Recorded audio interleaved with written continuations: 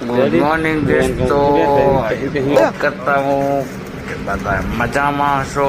કેમ છો બધા? તો આજે સવારના આપણી ગાડીનો થઈ ગયો તો પંચર ને આવી ગયા હતા પંચરવાળા કને.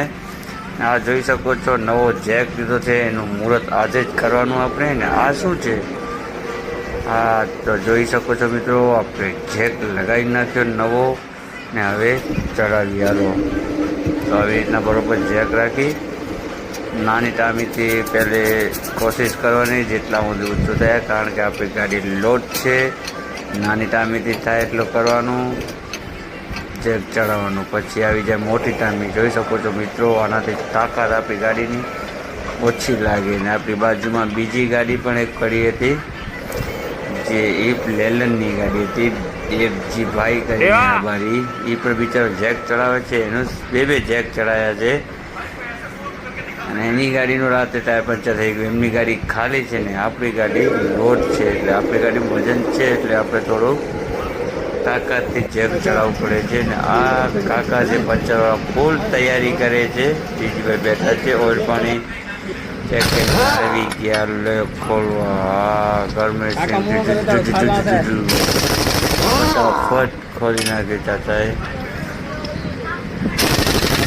શકો છો આ જો જીજીભાઈ બેઠા છે. મારી ગાડીનું કમ્પ્લીટ થઈ જશે પછી એમની. આ અમારા ડ્રાઈવર છે, અમારી ગ્રુપની ગાડી બીજી આવી ગઈ.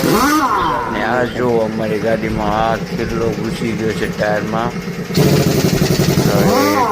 કેવી રીતના કરશે અંકલ એ જોઈએ આપણે. પેચમાં હશે કે શું કરશે એ જોઈએ. ખોલવાની ચાલુ જ છે. અંકલ ખોલે છે ટાયર ખોલી પછી જોશે શું પ્રોબ્લેમ છે. આ ટાયર તો ખોલી લીધું છે, હવે જોશે અંદર કે ભાઈ કેવી રીતના ખીલ્લો અંદર ઘૂસ્યો છે ને શું છે એ બધું હવે ખબર પડશે. આ અમારી બીજી ગાડી બાજુમાં પડી છે. આ જો હવે મિત્રો, અમારે ઓલું ટાયર નહીં હાલે એટલે અમે જઈએ છીએ સ્પેર વ્હીલ ખોલવા. સ્ટેપડીને લગાવવું છે આપણે ટાયર, ઓલું ટાયર અહીંયા જ રહેવાનું. આ જોઈ શકો છો મિત્રો, જો ખીલ્લો અંદર. હા ભાઈ તો આ ટાયરમાં હમણાં નહીં હાલે, કાકા કે ગરમ પેચ મારવું પડશે એટલે પછી લઈ જજો. હમણાં સ્ટેપડી લગાવી નાખો. આ લગાવી નાખી સ્ટેપડી, નવો જ ટાયર છે લગાવી. ને આ બધા જોઈ શકો છો હવે નીકળી ગયા આપણે ખાલી કરવા. હા બહુ હા નીકળી ગઈ જીબી ખાલી કરવા. Bye bye.